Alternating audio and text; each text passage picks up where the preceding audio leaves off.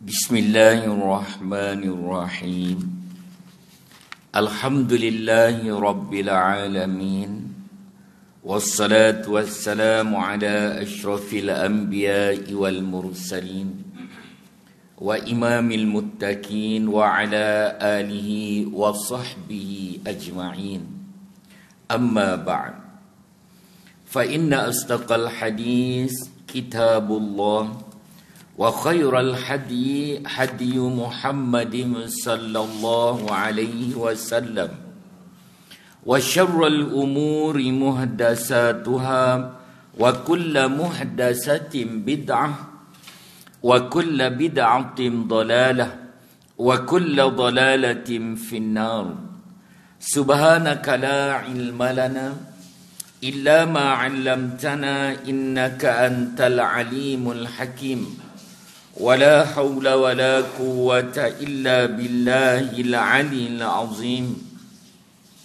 قال الله تعالى في الكتاب المبين بعد أعوذ بالله من الشيطان الرجيم ربكم أعلم بما في نفوسكم. Tuhanmu lebih mengetahui apa-apa yang ada di dalam hatimu. In takunu salihin, dan jika kamu orang-orang yang baik, fa innahu kana lil awwabina ghafura, maka sungguh dia, yakni Allah Subhanahu wa taala, Maha Pengampun kepada orang-orang yang bertaubat. Assalamualaikum warahmatullahi wabarakatuh.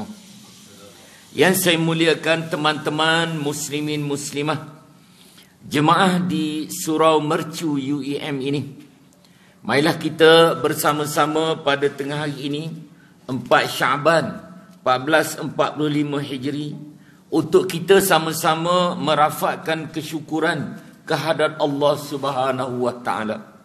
Kerana apa? Kerana Allah Subhanahu wa taala masih lagi memanjangkan usia kita dan kita pakak-pakak berdoa pada Allah Subhanahu wa taala. Sebab Allah sebut iza sa'alaka ibadi anni fa inni qarib ujibu da'watad da'. Jika ditanya kepadamu ya Muhammad tentang aku, kata Allah, maka khabarkan bahawa aku ini dekat.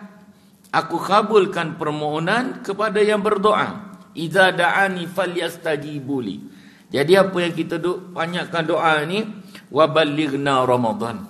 Biar sampai bulan Ramadan 26 hari, 25 hari. Sebab apa? Sebab bulan yang penuh gandaan pahala. Nah, kita nak jadikan amal-amal kita yang nak ditimbang di mizan nanti, memberatkan timbangan mizan yang bercahaya, iaitu di sebelah kanan. Sebab apa? Kita selalu berdoa mudah-mudahan Allah makbulkan. Mutakhir ini banyak kematian berlaku. Antara yang saya ingin kongsi pada Khamis lepas, Khamis pagi Khamis lepas, di bilik pemandu di kumpulan RHB Bank Jalan Tun Razak. Saya kuliah hari Isnin. Hari Khamis abang tu dia selalu tegur kita kuliah pun, Ustaz minta maaf Ustaz, macam kan. Meninggal dunia tercekik coklat. Tercekik makan coklat tercekik. Hari lahir dia yang ke-59 ke 58. Isteri dia datang nak buat apa, panggil surprise, bawa kek, surprise. Dia orang cerita lah, Ustaz, hantarkan bos. Allah kata baru jumpa, pasal apa? Dia kata meninggal Ustaz pagi tadi tercekik dalam bilik pemandu, kan? Isteri dia datang kat jabat tu nak bawa surprise kek. Tengok dia surprise kan isteri dia, kembali ke rahmatullah, kan? Sihat, tak ada masalah, tak ada apa. Sebab tu iza jaa ajaluhum la yastakhiru nasa'atan wa la yastaqdimun. Bila tiba saat kematian, Allah tak lewat, dah tentu dah jam tu situ, kan? Nampak tak? Bukan sakit penyebab kematian, bukan. Cuma utusan-utusan. Sakit ni utusan. Macam kita rambut dah beruban, utusan tu, kan? Utusan tu dah beruban. Jadi Ustaz, boleh tak saya warnakan rambut saya? Saya warnakan. Boleh tak warnakan rambut? Ada orang tanya, pasal apa nak suruh nampak ni sikit Ustaz? Kat pejabat tu ramai orang muda. Saya ni jenis keturunan rambut putih, dia kata. Nah, kan? Baik. Hukumnya dalam mazhab Imam Syafi'i, dalam kitab Al-Fiqh Al-Minhaji, haram. Haram mewarnakan rambut bagi muslimi dan muslimah warna hitam. Haram. Kecuali sunnah. warnakan dengan selain daripada warna hitam, kuning ke merah, dengan material yang halal. Ini yang tanya kata Ustaz, rambut saya dah makin hitam, saya guna black hair shampoo nombor 1 kat Korea, saya order online, apa hukum dia Ustaz? Tak boleh, hukum dia haram. Allah Ustaz, bukan apa pun sakat nak hitam, tak boleh. Ada hadis ke Ustaz? Ada hadis sahih Imam Muslim 2012, bila Abu Quhafah, bapanya kepada Sayyidina Abu Bakar, memeluk Islam ketika Fathul Makkah, pembukaan kota Mekah. Jadi Abu Quhafah ni rambut dia macam bunga kemboja, putih kemboja kan. Ni kat kampung kita tahu kemboja putih. Bila Sayyidina Abu Bakar bawa jumpa Nabi SAW, Nabi kata apa? Nabi kata, ya Abu Quhafah, ghayyiru hadha bisyai', ubahlah warna rambut uban kamu tu dengan sesuatu, wajtanibus sawada, jangan sekali-kali dengan hitam. Nampak? Kan hukum dalam hadis 40, kalau kita belajar kitab hadis 40, Matan al-Arba'in, al-hadis at-tasi' hadis nombor 9, daripada Abu Hurairah. Abu Hurairah ni dia pernah jadi orang kata apa wali kota. Wali kota, orang Indonesia kata wali kota di kota Madinah 3 kali. Dia riwayat hadis 5394. Hadis 300 dibenarkan oleh Imam Bukhari, 400 lebih oleh Imamul Muslim. Dia amalan dia yang disepakati ramai sahabat, dia bertasbih sehari semalam 12,000 kali. Subhanallah, subhanallah, 12,000 kali. 12,000 kali. Kita tu iman tasbih tadi pagi subuh 33 kali. Lewat nak datang ke UEM jam tak kan, nampak Jadi dalam hadis nombor 9 dalam kitab hadis 40, Nabi sebut sebenarnya, ya aku larang, tinggalkan. Ya aku suruh, buatlah sekadar kemampuan. Yang larang ni tak ada syarat, larang berhenti. Yang ni kita kata Allah Ustaz, bukan guna apa-apa Ustaz, boleh hair shampoo, tak boleh, larang.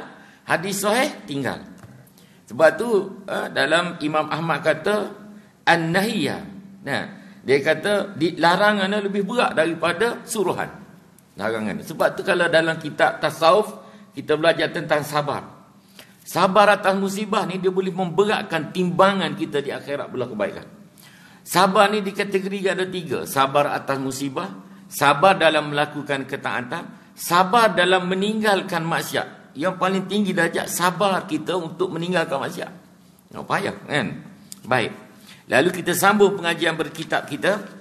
Kita pada hari itu kita berhenti pada halaman 247. Bila kita menekuni tentang yang dibicarakan oleh Imamul Qurtubi, orang mukmin. Orang mukmin ni orang yang beriman kepada Allah SWT. Innamal mu'minuna alladhina iza, dia kata orang yang beriman pada Allah, bila disebut nama Allah, gemetar hati dia. Dibaca ayat-ayat Allah, bertambah iman dia. Bebas daripada takut dalam kubur, fitnah dalam kubur, azab kubur, atas 5 perkara ni. Kita dah belajar itu, orang yang berjaga-jaga di sempadan terhadap musuh, ribah. Kita dah belajar tentang mati syahid, boleh menyelamatkan daripada takut dan fitnah kubur. Sekarang kita sambung dalam bacaan Al-Quran. Bacaan Al-Quran boleh menyelamatkan kita daripada huru-hara dalam kubur. Baik, Ustaz nak tanya, azab-azab kubur ni tak ada lagi orang yang meninggal dunia naik-naik cerita azab kubur ni. Nak percaya macam mana? Baik. Dalam kitab sebut orang yang meninggal dunia, dia nak naik. Dia minta dengan Allah SWT. Melalui malaikat Allah kata, duduk diam-diamlah, tunggu hari kebangkitan. Nak naik cerita. Dia dah meninggal ni nak naik cerita. Tolonglah, jangan duduk hore sangat kan. Kami ni alhamdulillah sikit tapi buat. Dia nak cerita. Tetapi tak boleh kan, sebab ada alam barzah. Jadi dalam keadaan tu kita kena yakin, bila dalam surah Al-Baqarah yang awal, Alif Lam Mim, zalikal kitabul la raiba fi hudal lil muttaqin, untuk orang yang bertakwa. Dalam Al-Quran ni disebut takwa, dalam Al-Quran ni 258 kali takwa kan. Kalau dalam kutubah jemaah tak sebut takwa, tak sah kutubah jemaah dah kan. Rukun kutubah disebut. Maka dia kata apa? Disebut lepas hudalil muttaqin itu, alladzina yu'minuna bil ghaib, mereka yang beriman pada perkara ghaib. Perkara ghaib lah ni kan, azab kubur ni perkara ghaib, tapi kita beriman. Dia kata apa? Bacaan Al-Quran, Ibnu Abbas radhiyallahu anhuma. Ibnu Abbas ni sepupu Nabi yang mahir tentang Al-Quran. Selain daripada Abdullah ibnu Mas'ud, Mu'az bin Jabbar radhiyallahu anhum. Ibnu Abbas radhiyallahu anhuma berkata, kata dalam kitab kita halaman 247. Kan dia kata apa? Dia kata seorang sahabat Rasulullah sallallahu alaihi wasallam mendirikan kemah atas sebuah kubur. Kerana sebelum ini dia tidak tahu tempat tu kubur. Dia musafir di Madinah, dia pun malam dia buka kemah duduk atas tu. Pada waktu itu, dia dengar dari dalam kemah tempat dia tu, kan, kubur tu, yang tempat dia buat tu, yang dia tak tahu tu kubur, seseorang membaca surah Al-Mulk, Tabarakalladzi biyadihil mulk, sehingga khatam 30 ayat. 30 ayat ni 10 minit lah. Kan? Kalau imam-imam tafsir, sekejap je dia kan. Dia duk pegang lutut dia, Tabarakalladzi biyadihil mulk, kan, sekejap je dah. Kita yang tafsir 3 ku ni lambat sikit dah. Lalu dia mengadukan perkara itu kepada Nabi sallallahu alaihi wasallam. Sahabat bila nampak perkara yang pelik, dia mengadu pada Nabi sallallahu alaihi wasallam. Kan? Macam siapa tu? Abdullah bin Umar, dia lalu ke perkuburan Telaga Badar, perigi Badar. Dia tengok ada keluar satu lembaga daripada perigi Badar tu, tempat Abu Jahal, apa semua yang derhaka pada ketaatan Allah tu, yang mati dalam perang Badar tu, minta air. Ya Abdullah, kan, minta air. Dia kata sama ada dia kenal aku Abdullah ataupun aku ni Abdullah hamba Allah. Dia kata tiba-tiba dia berhenti, kan, dia tengok ada rantai ditarik balik ke dalam. Dia ceritakan Nabi. Nabi kata kalau kamu tak bohonglah betul, itulah dia kata Abu Jahal. Abu Jahal lah. Hisham bin Malik dah dengan Abu Jahal. Lalu dia pergi jumpa Nabi SAW, sahabat tadi, ya Rasulullah sallallahu alaihi wasallam, aku mendirikan sebuah kemah atas kubur. Aku tidak tahu bahawa itu adalah kubur seseorang. Pada masa itu aku mendengar seorang membaca surah Al-Mulk sehingga tamat dari dalam kubur itu. Lalu Rasulullah SAW dengar, terus bersabda. Hadis riwayat Imam Tirmizi dalam kitab kita tu halaman 248, hadis nombor 2890. Hadis dia panjang, dia ambil yang ujung. Nabi kata, hiyal mani'atu hiyal munjiyatu tunjihi min azabil qabri. Surah itu menghalang dan menyelamatkan daripada azab kubur. Sebab tu kita perhati, ustaz sendiri yang diamanahkan mengajar tiap-tiap malam, daripada 30 malam yang tetap tiap-tiap malam, ada hanya 2-3 surah je yang tak baca surah Al-Mulk. Yang lain semua macam. Dia dah 5 minit dia baca surah Al-Mulk. Hatta ada kuliah pun, tu imam dia habis saja solat, dia tak wirid tu, dia baca surah Al-Mulk. Lepas tu dia wirid. Kalau dia wirid dulu, orang balik. Pandai dia kan. Tak banyak, tak lama mana pun. Ustaz, kami nak baca kat rumah, rontikanlah. Kalau tak baca kat surah, payah nak baca kat rumah. Tak? Betul. Kan? Ada peluang, bacalah kat surah. Berapa minit. Termasuk penceramah-penceramah sepama Ustaz, lagilah teruk kan dia. Kadang-kadang dia kata, minta maji, anak tak dapat join ni. Kan? Ada urusan lain. Percayalah jemaah, Ustaz ni mesti sibuk. Benarnya dia balik malas kan, dia tak baca. Rugi dia. Kan tak? Duduk sekali senang. Berapa minit je. Baik. Sebenarnya hadisnya begini. Kan? Dalam hadis Ibnu Majah 3786. Dia sebut apa? Qala Rasulullah sallallahu alaihi wasallam, inna suratan fil Qur'ani. Sesungguhnya surah dalam Al-Quran, thalathuna ayatin syafa'at li sahibiha hatta ghufira lahu. Sesungguhnya dalam Al-Quran ada satu surah, ayat dia 30 ayat. Dia dapat bagi syafaat kepada seseorang sehingga dia diampunkan. Ghufira lahu Tabarakalladzi biyadihil mulk. Itulah surah dia, surah Al-Mulk. Tengok Nabi sebut apa? Imam At-Tirmizi mengatakan bahawa hadis tersebut hasan dan gharib. Hadis sahih hasan dan gharib. Seorang saja perawi dia, kan? Dalam riwayat lain Rasulullah sallallahu alaihi wasallam bersabda, sesiapa membacanya, yakni surah Al-Mulk setiap malam. Betul lah. Yang surah-surah buat, maka surah itu akan membela orang yang membacanya daripada seksa kubur. Dikhabarkan bila kita dikebumikan nanti, semua orang akan dikebumikan. Ketentuan Allah SWT. Ada yang dipanggil, Dan ada yang dipanggil awal. Nah, kita Korea Ustaz sehingga semalam. Semalam ada kematian juga. Asal semalam kematian umur 77 tahun. Solat jenazah dia macam solat Jumaat. Ramai orang solat asar tu dah ramai dah. Hebat, tak tahu manusia ni apa dia punya amalan. Kita tak tahu kan. Dah 13 orang lah termasuk meninggal semalam. Tapi sebelum yang 77 tu, 3 orang tu umur 68. 63-68. Ya, macam tu attack umur 60 kat atas ni dah kan. Dan ada satu hadis tentang orang umur 60 ni kena ingat. Ya. Dah orang 60 ataupun nak sampai 60. Dah. Hadis Sahih Bukhari. Qala Rasulullah sallallahu alaihi wasallam, a'zarallahu ila mri'in. Allah SWT tak mahu terima lagi alasan uzurnya. Akhara ajaluhu hatta balagha bisayna sanata. Seorang yang Allah lanjutkan usia dia sampai umur 60 tahun. Sedangkan dia meninggal dunia dalam keadaan dia tak sempat beribadah pada Allah. Tak nak terima dah. Allah kata kalla innaha kalimatun huwa qailuha wa min waraihim barzakhun ila yaumi yub'atsun. Tak payah dah Allah kata nak cakap ni begitu beginilah dah pagi dah umur kan. Bila dah ni baru orang kata apa? Nah, bila dah datang kematian baru dia nak menyesal, tak ada dah. Kan? Lepas tu kita kalau ditakdirkan oleh Allah SWT sampai kita pada bulan Ramadan ni, ambillah kesempatan sungguh-sungguh supaya berat nanti timbangan kita belah kanan di bawah arash, belah kebaikan, maka kita jadi mukmin yang gembira. Baik.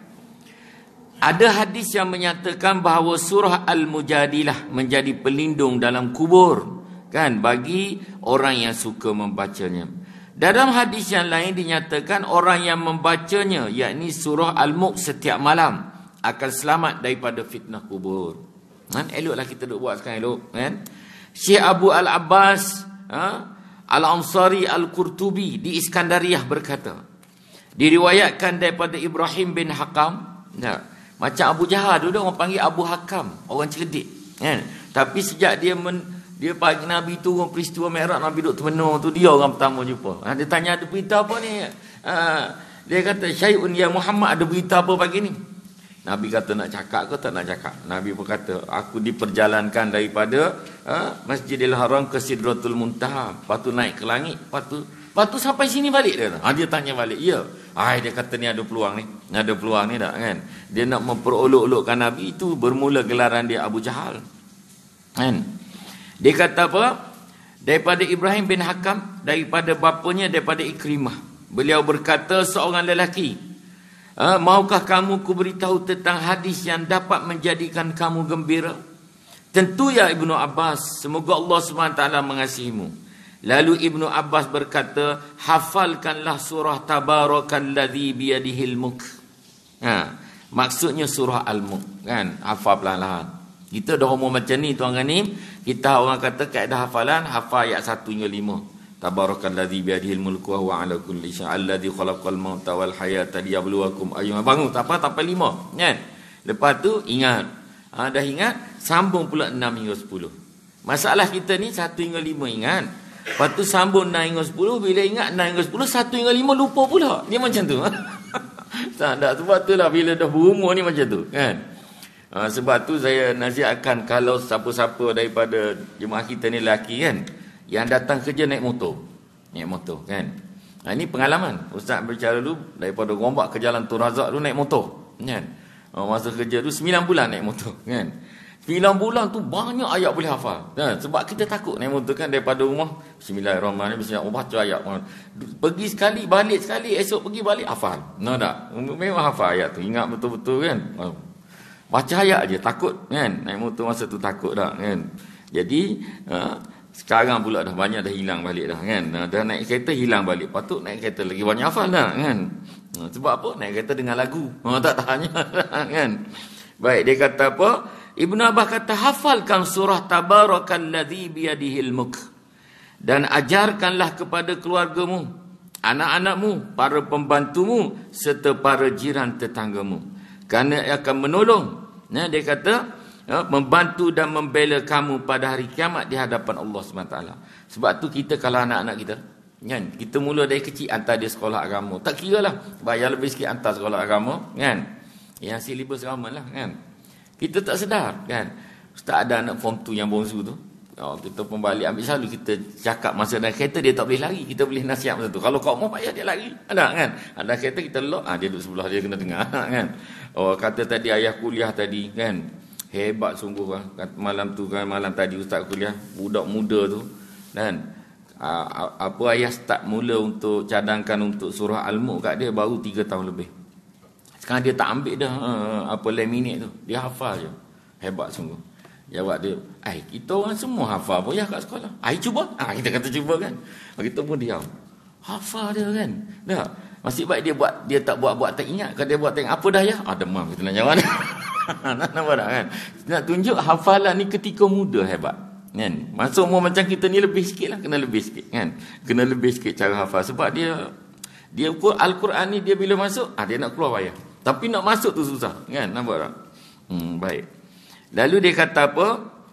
Dan jiran tetanggamu pun, kerana ia akan menolong, membantu pada hari kiamat di hadapan Allah SWT. Ia akan meminta Allah untuk menyelamatkan orang yang membacanya daripada azab neraka ketika dia berada di dalamnya. Dan Allah SWT akan menyelamatkannya daripada azab kubur. Rasulullah SAW bersabda, aku sangat gembira andai ia ada dalam setiap hati umatku. Ada kan. Jadi kita tak apalah usaha perlahan-lahan. Ustaz saya hafal tak, tapi kalau ustaz tersalah baca bawa jadi imam, saya boleh tegur. Itu dah. Hafal dah tu. Tak hafal. Tapi kalau orang baca boleh tegur. Macam mana tu tak faham dah kan. Macam mana boleh tegur dia tak hafal. Dah, macam orang kata ustaz, Tuan Gani tu nampak saja macam tu dia cakap, tapi hati dia baik. Macam mana saya nak percaya bila datang tu kata macam-macam dak hati baik. Macam tu kan. Sebab yang keluar daripada hati tu lisanuhu tu kan. Yang dalam hadis sebut begini kan. Dia kata apa dalam hadis sebut? Salamatul insan fi hafizal lisanu. Keselamatan manusia tergantung kepada kemampuan dia jaga lisan dia. Lisan ni keluar daripada hati. Kan? Inna fil jasadil mudghah. Kan? Idza salat kullu jasadi wa idza fasadat. Kan semua ni bergantung pada hati. Nah. Jadi ahli hadis Abu Abdullah Al-Ansari At-Talmasani menyampaikan kepada kami daripada guru yang mulia Al-Waqi'. Beliau berkata orang yang membaca Qul huwallahu ahad ketika nazak, sakit menghadapi kematian, juga terhindar daripada azab kubur. Jadi Qul huwallah ni kita jadikan sebagai suatu behavior, kelaziman kita.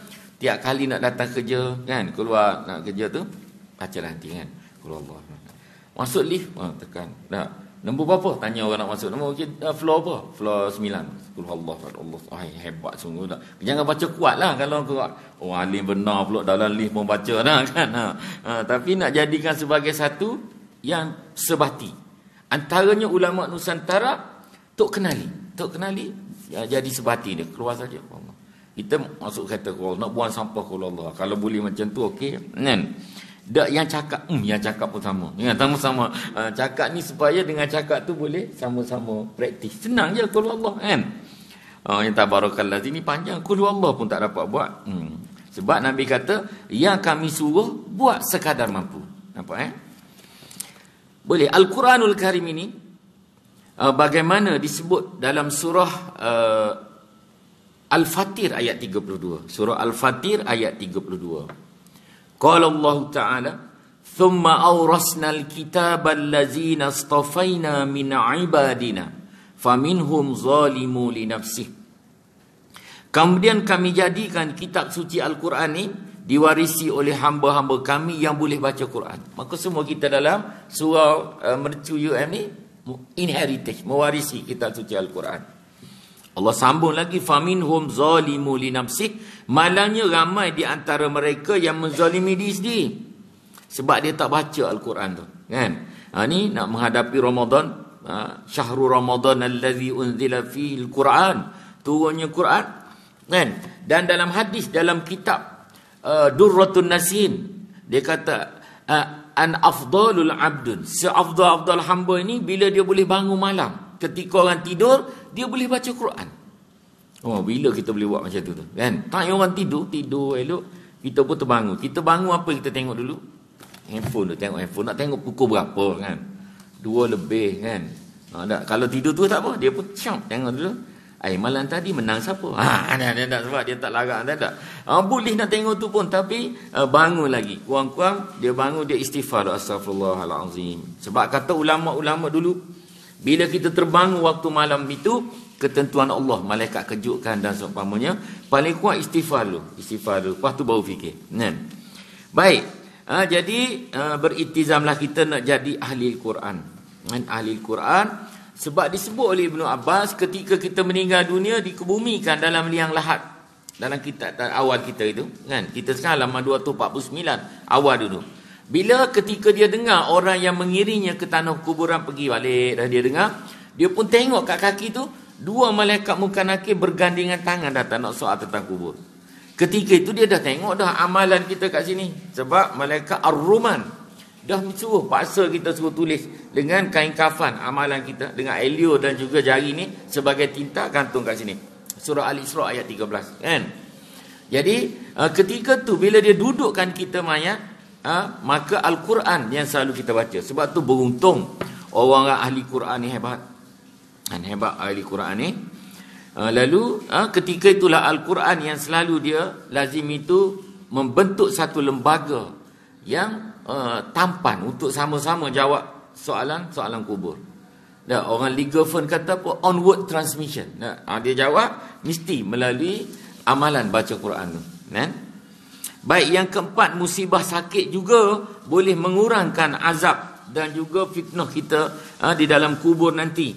Sayyidina Abu Hurairah radhiyallahu anhu meriwayatkan suatu hadis daripada Rasulullah sallallahu alaihi wasallam. Hadis riwayat Ibnu Majah.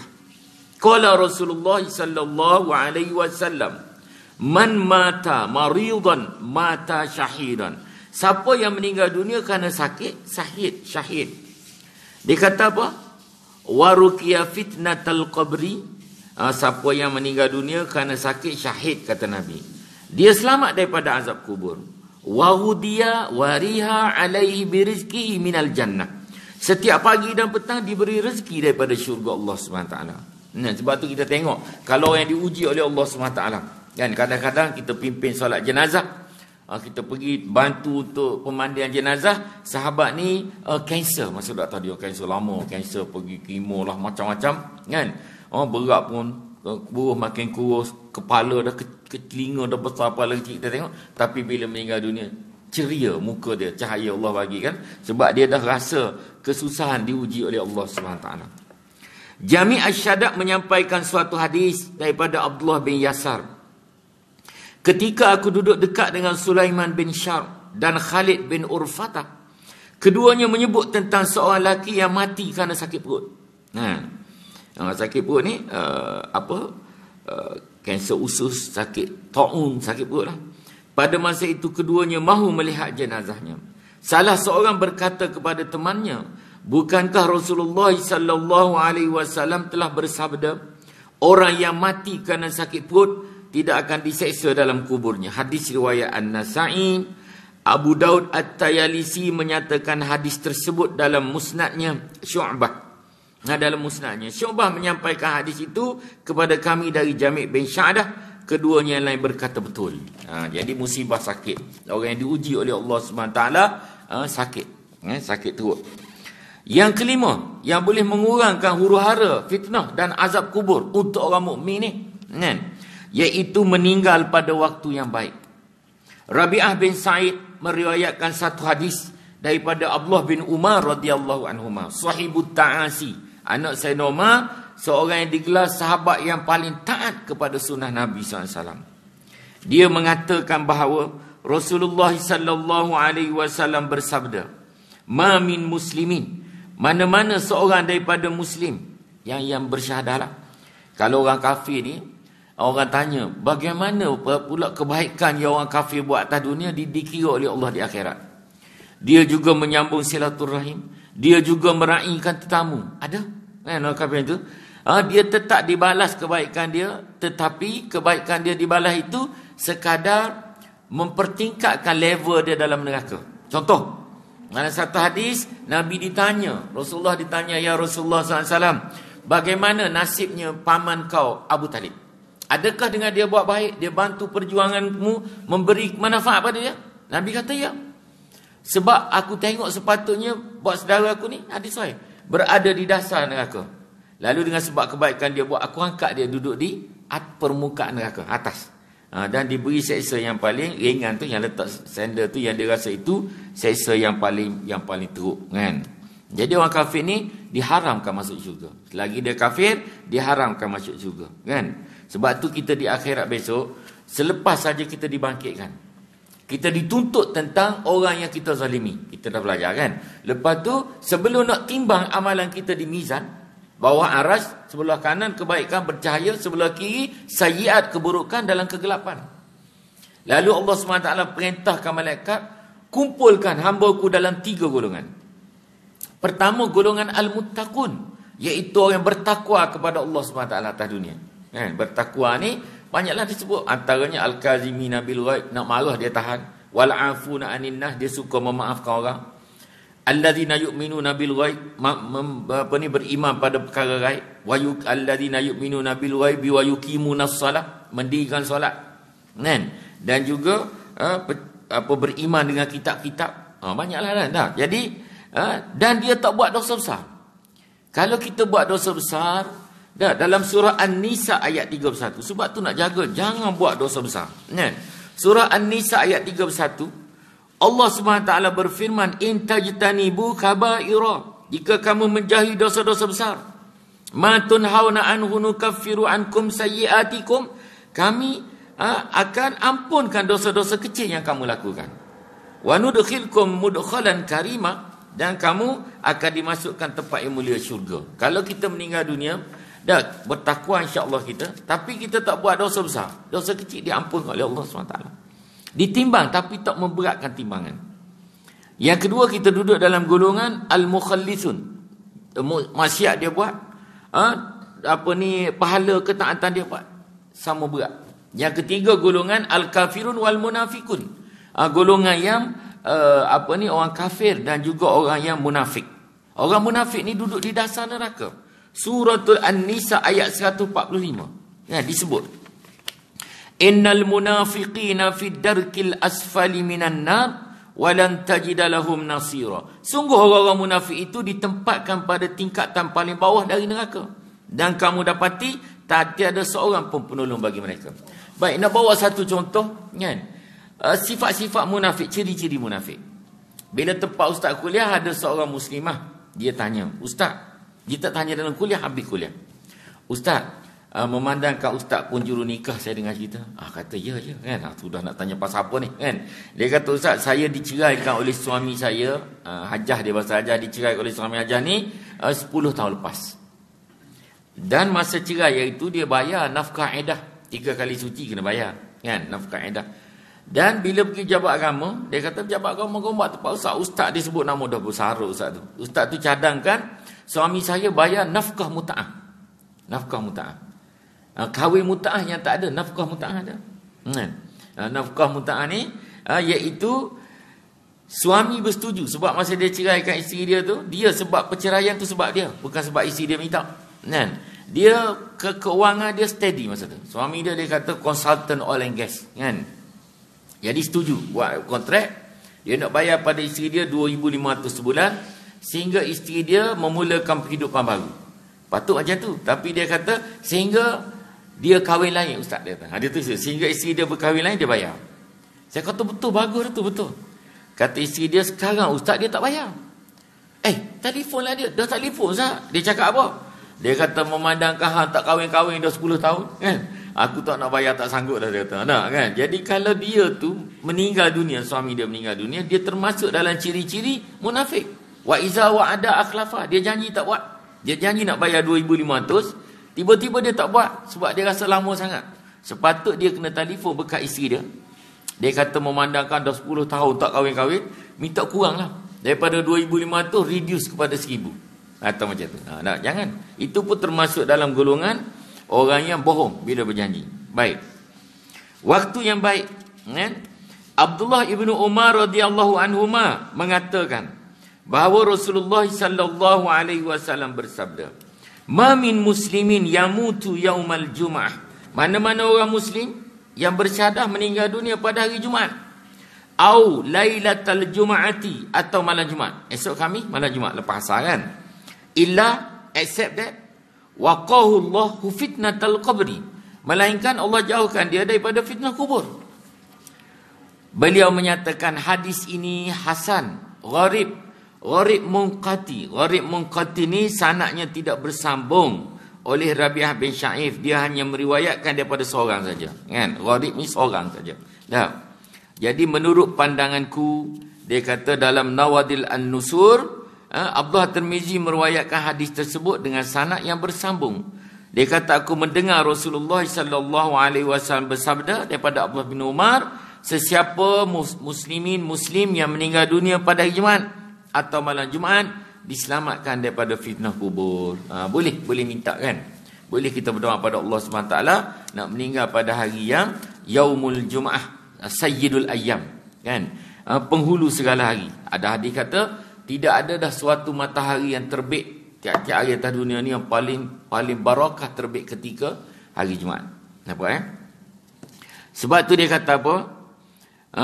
Ali bin Ma'bad meriwayatkan daripada Abdullah bin Umar radhiyallahu anhuma, dia berkata, aku mendengar Rasulullah SAW bersabda, sesiapa meninggal dunia pada hari Jumaat atau malam Jumaat akan selamat daripada fitnah kubur. Kan? Daripada Jabir radhiyallahu anhu, beliau mengatakan Rasulullah bersabda, siapa yang mati malam Jumaat atau hari Jumaat selamat dari siksa kubur, pada hari Jumaat dia datang dengan tanda syuhadah pada muka dia. Baik. Yang ni kita minta juga, tetapi yang penting sekali bila di dalam hadis-hadis sahih disebut, inna awwala ma yuhasabu bihi ala abdihi fil yaumil akhirah as-salah. Apa-apa yang dihitung di akhirat mula-mula sekali solat kita. Sebab itu dalam peristiwa wal mi'raj kan diceritakan antara ibrah paling besar bila orang cerita tentang Isra Mi'raj mesti pensyariatan solat. Jadi kita nak qad aflahal mu'minun alladzina hum fi salatihim khashi'un. Nak dapat solat yang khusyuk, maka kata Syekh Abu Lai Al-Samarqandi dalam kitab dia, perhatikan 6 perkara ni sebelum kita nak solat. Perhati 6 perkara. Betul-betul. Pertama, mesti ada pengetahuan tentang solat tu. Sunat dia, wajib dia dan seumpamanya. Ustaz ambil contoh begini. Ada ditanya dalam pertemuan lepas, ada 2 soalan tentang solat ni yang kita boleh ambil iktibar. Pertama dia kata, Ustaz kat tempat kami ni surau Jumaat. Hari tu ada kematian. Kan? Kematian solat jenazah hari tu lepas asar. Lalu ada ahli waris datang minta izin dengan kepimpinan. Dengan pengurusan. Dia kata, kami nak minta izin Tuan Imam, saya nak pimpin solat jenazah. Sebab ni ahli waris. Jadi solat jenazah ni lebih afdal ahli waris yang pimpin. Macam akad nikah lah. Wali yang pimpin yang lebih afdal nikah kan. Ini Allah kan. Wali kan ada ustaz, saya kalau guna mikrofon saya tak boleh nervous. Kita tak guna mikrofon, tak boleh juga ustaz, saya kalau tak ada skrip tak boleh. Bagi skrip tak boleh juga kan. Lepas tu buat-buat menangis, ustaz tak boleh, saya sedih. Macam-macam dah kan. Itu kita tak faham dah kan. Yang tak tahannya ada seorang je anak kan. Ada lagi ke lepas ni? Ustaz tak ada dah, tak apalah ustaz, tunggu cucu pula. Saya tengokkan dengan dia punya umur nak cucu tu, belum tentu dapat tu kan, belum tentu tu kan. Baik, ambil peluang. Lalu dia pun naik pimpin solat jenazah. Dia duduk kat depan solat jenazah kan, kita duduk dekat-dekat kan. Dalam saf yang ganjil. Dia pun niatlah cerita benar ni. Usalli ala hazal mayyit arba'a takbiratun fardu kifayah imamun lillahi ta'ala. Saja aku solat atas jenazah ini, fardu kifayah, 4 takbir fardu kifayah, jadi imam kerana Allah SWT. Makmum pun Allahu Akbar. Dia pun baca Fatihah semua. Lepas tu senyap kan. Lepas tu dengar dia selawat pada Nabi. Lepas tu dengar dia doa pada jenazah.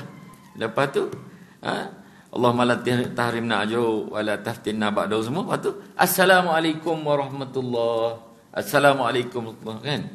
Dah. Jemaah kata, macam mana ustaz? Dia niat 4 takbir, tapi dia angkat 1 kali saja takbir. Habis tu saya kata, jemaahnya macam mana? Kami mufarakah ustaz, letak agak-agak kami pun buat kan. Baik. Pertama kita tengok dulu rukun solat jenazah. Rukun dia ada 7 kan. Pertama niat, dia dah niat. Dah. Yang kedua berdiri tegak, dia berdiri. Cuma niat dia arba'at takbiratun, dia buat 1. Tak sama dah tu. Yang ketiga baca Fatihah, dia baca. Yang keempat selawat atas Nabi. Nah. Yang ketiga takbir. Yang keempat takbiratul ihram, yang keempat Fatihah, yang kelima salawat atas Nabi, yang keenam doa atas jenazah, yang ketujuh salam. Jadi fardu kifayah, bila ada yang buat, yang lain selamat kan. Jadi makmum tadi dah mufarakah, betul lah. Cuma dia tadi yang dia buat macam tu timbul fitnah kan. Kalau lah kita tanya gitu dah, kata pasal apa buat satu takbir je, tak belajar kita habis ke? Dia kata macam tu tak kan. Jadi jangan dalam keadaan yang tu kita pun tak pernah kita tu ikut yang sempurna macam tu. Nampak tak? Sebab tu nak pada ilmu kan. Ataupun ustaz contoh macam ni, itu ada rombongan, kita pergi rombongan ke Yogyakarta itu 22 bulan sampai 25, 4 hari 3 malam kan. AJK lama lah semua kan. Jadi bila pergi dalam ramai-ramai itu ada pemuda usia 28 tahun. Ustaz yang akad nikah dia tu kan. Jadi bila sampai ke sana, kita pun nak solat lah. Ada kemudahan untuk jamak qasar. Jadi kita kata orang muda lah jadi imam kan. Dia pun okey, dia pun imam jamak takdim untuk zuhur dengan asar kan. Okeylah, dia buat zuhur dua, buat asar dua, cantik. Lepas tu jalan lagi terus, kita nak habiskan program yang kita atur, baru kita balik hotel hari pertama tu. Lalu bila waktu isyak, kita pun buat jamak takhir. Dia dah tahu dia nak kena jadi imam lagi, dia pergi ambil wuduk duduk sebelah. Ustaz, yang ni nak buat yang mana dulu ni? Kata buat waktu sekarang. Okey. Mana isyak dulu? Betul. Lepas tu nanti ustaz iqamah lepas habis salam. Ya sama. Dah Hana dah faham dia tu. Buat isyak dua, lepas tu habis lagi salam, ustaz iqamah naik balik, tambah lagi maghrib dua kan. Bila pula maghrib boleh qasar dua ni? Amin. Nampak? Bila jadi keadaan baru kita tahu. Bila duduk mengaji ini kan, bila dah keadaan ria baru tahu. Allah. Nampak tak? Belum lagi ada orang tanya, ustaz saya tak faham tentang jamak qasar ni. Bila kita terang kata perjalanan yang baik, 2 marhalah. Ustaz, kalau kami buat rombongan pergi Hak Nyai, kami layak tak buat jamak qasar? Tengoklah pergi Hak Nyai buat apa. Nak kan? Kalau setakat pergi rehlah tak ada masalah. Saya tak faham lagi ustaz, apa dia? Saya tak faham jamak subuh. Aduh kan. Nanti kata kita cerita lepas ni kan. Malah nak menimbulkan aib dan seumpamanya. Nampak tak? Sebab tu nak kepada ilmu. Kan? Yang kedua kesempurnaan wuduk, yang ketiga pakaian.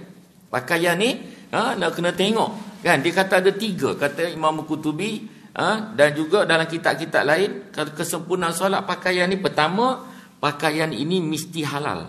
Ni halal. Ya, contoh ustaz ini jadi timah. Contoh ni bukan betul contoh, kan? Jubah ni harga RM150. Kan? Al-Haramain contoh. Jadi RM100 ni ustaz beli daripada hadiah talqin. Baca talqin orang bagi hadiah RM120 kan. Nak ambil tak nak sudah kan. Nah, jadi ambil tak apa, tak salah, ambil RM100 kan. Baca dapat RM100. Harga RM150. RM50 lagi. Kebetulan duk cuti sekolah ni, banyak orang Kuala Lumpur duk pergi akad nikah dekat dewan-dewan yang ada dalam kawasan ustaz. Kita tak boleh import juru nikah luar datang. Dia ada kawasan, ada persempadanan. Kita pun tak boleh dieksport keluar. Kita kena kawasan kita je. Kan? Jadi bila orang Kuala Lumpur nak kahwin, dia datang jumpa kita bagi borang. Ustaz nak tanya ni. Kan? Budak sekarang berani tanya. Dia kata, ustaz, kalau di Kuala Lumpur, sagu hati saksinya RM50 seorang. Yang jadi saksi tu, sah dengan RM50 seorang. Dia tanya di Selangor macam mana ustaz? Kita berkata sama, di Selangor pun sama.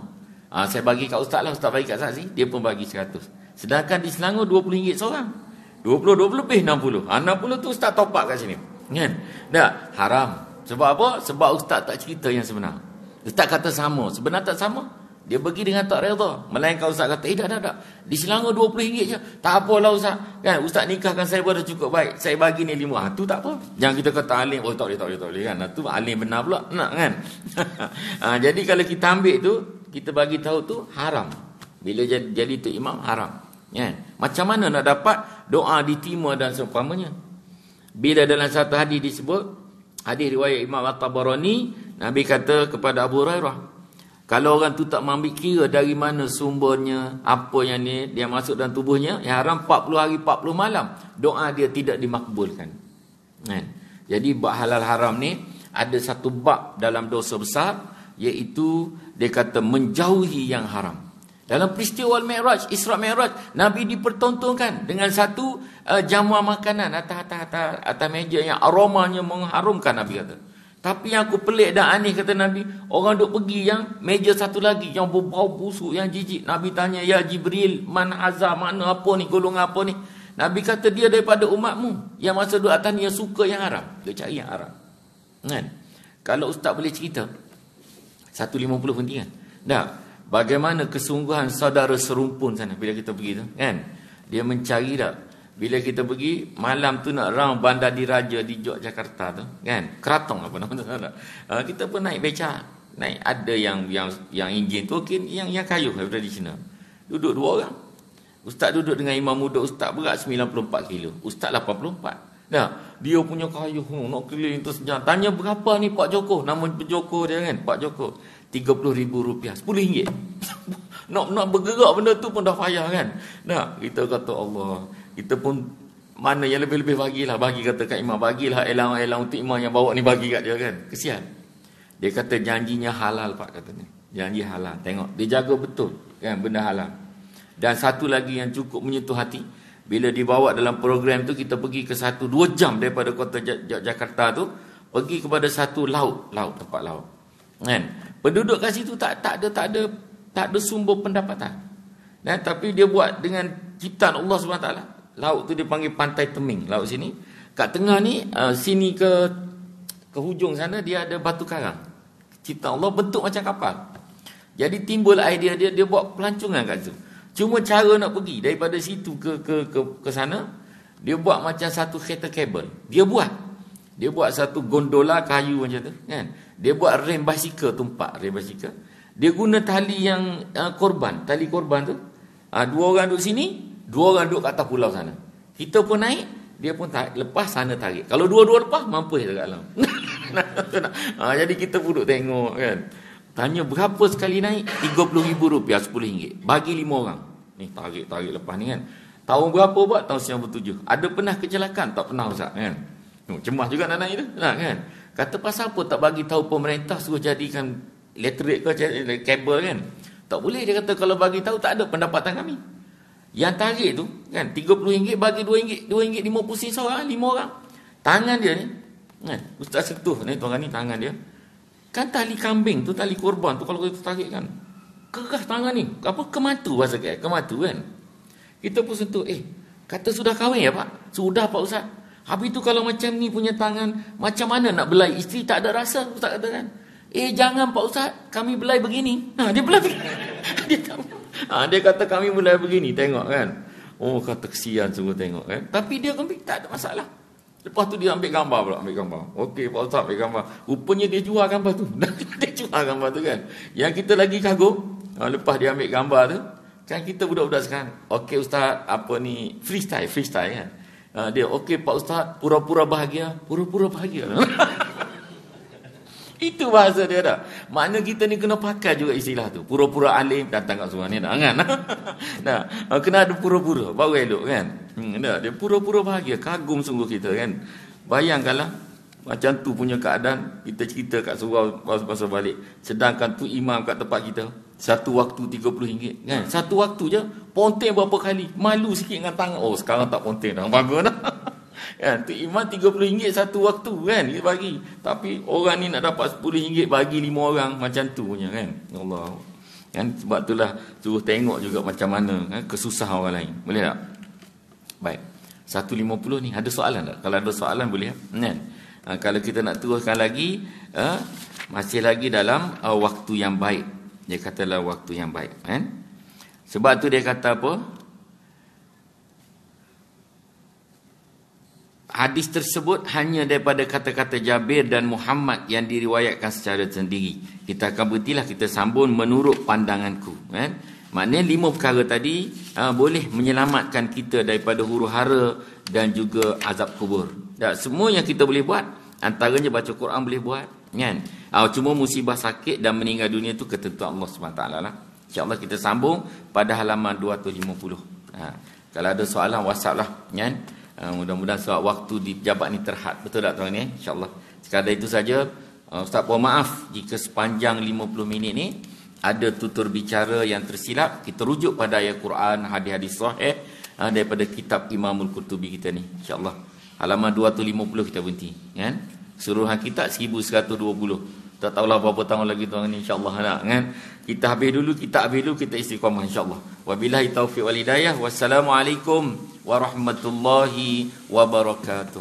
A'udzubillahi minasyaitonir rajim. Bismillahirrahmanirrahim. Allahumma aftah alaina futuhal arifin warzuqna fahman nabiyyin. Allahumma jamilna bil afiyati wassalamah. Khususan keseluruhan jemaah Surau Mercu UEM, wa haqiqna bit taqwa wal istiqamah wa a'izna min mujibatin nadamah fil hal wal ma'al innaka sami'ud du'a.